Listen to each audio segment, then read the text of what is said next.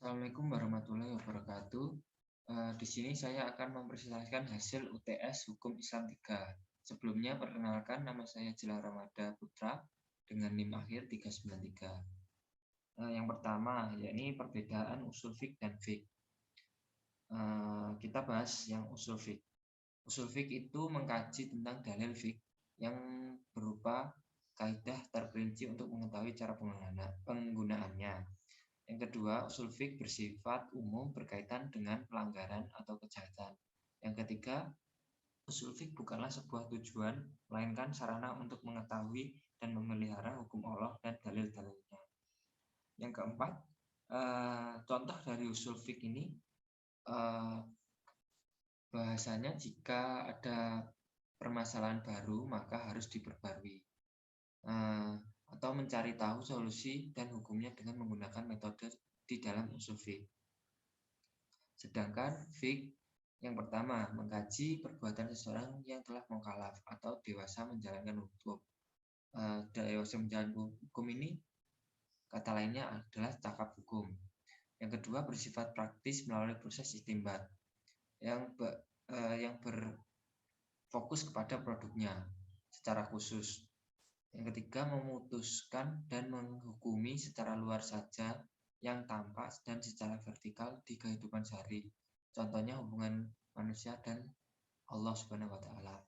Yang keempat, contoh fiqh ini semisal puasa wajib dan ibadah. Juga usul dan juga fiqh ini ada sejak awal Islam ada yang bersumber dari Al-Quran dan Sunnah. Yang nomor dua,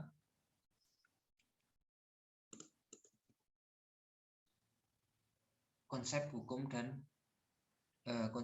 dalam hukum Islam. Hukum Islam sendiri yakni seperangkat peraturan berdasarkan Al-Quran dan Sunnah. Nah, hukum ini hadir karena adanya untuk memberi batasan dan mengatur kehidupan bermasyarakat. Hukum Islam sendiri hadir sebagai pengatur keimanan dan akhlakul karimah manusia di dunia maupun di akhirat, khususnya bagi umat muslim. Lalu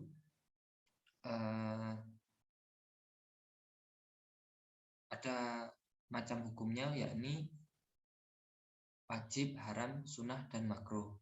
Makruh, mubah. Nah, wajib sendiri itu harus dilakukan, jika tidak dilakukan akan mendapatkan dosa. Haram, jika dilakukan akan mendapatkan dosa, jika tidak dilakukan mendapat pahala. Lalu sunnah jika dilakukan mendapatkan pahala, jika tidak dilakukan tidak apa-apa. Lalu makruh sebaiknya tidak dilakukan, tetapi dilakukan pun tidak apa-apa. Lalu mubah itu boleh-boleh saja. Lalu sumber hukum Islam yakni ada dua. Ada sumber hukum nakli yakni Al-Quran, hadis, ijma.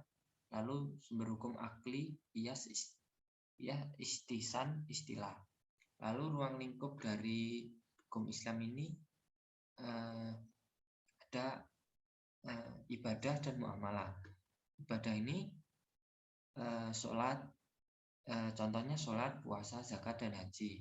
Lalu muamalah yakni berkaitan dengan tata cara bermasyarakat. Yang nomor 3 yakni tentang istinbat menurut kebahasaan. Dalam istinbat hukum dengan pendekatan kebahasaan, hal inilah yang pertama kali diperhatikan para ulama usul fikih pembahasannya mengenai lafaz di dalam kalimat. Adapun pengambilan hukum atau metode istinbat al-ahkam melalui pendekatan kebahasaan. Yang pertama, kata bentuk amar. Amar yang berarti perintah, arti kata amar bertujuan tuntutan melakukan pekerjaan dari yang lebih tinggi kedudukannya Allah Subhanahu wa taala kepada yang lebih rendah, yakni manusia. Perintah itu pada dasarnya tidak menunjukkan kesejahteraan, yakni contohnya ibadah haji. Lalu perintah sesudah larangan berarti diperbolehkan menjalankannya. Yang kedua, kata bentuk nahyu. Nahyu berarti larangan, tuntutan untuk meninggalkan perbuatan dari yang lebih tinggi kepada yang lebih rendah. atau haram. Larangan terhadap sesuatu itu berarti perintah kebalikannya. Quran surat Al-Luqman ayat 13. Lalu yang ketiga, kata bentuk am. Am berarti umum atau lafadz yang menunjukkan pengertian umum yang mencakup beberapa satuan lafadz tanpa pembatasan jumlah tertentu. Makna tersirat atau mafhum mempunyai bentuk umum. Ini tertuang dalam Quran surat Al-Isra ayat 23. Yang keempat, kata bentuk kas. Kas yang berarti tertentu. Istilah kas adalah perkataan yang menunjukkan arti sesuatu tertentu.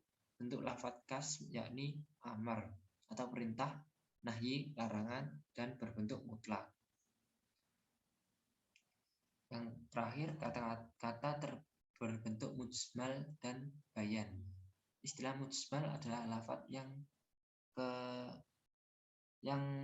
belum jelas artinya, yang tidak dapat menunjukkan arti yang sesungguhnya jika tidak ada keterangan lebih lanjut, yang disebut al-bayan. Lalu, bayan menurut istilah adalah mengeluarkan sesuatu dari tempat yang sulit ke tempat yang jelas. Sekian dari presentasi dari saya, kurang lebihnya mohon maaf. Wassalamualaikum warahmatullahi wabarakatuh.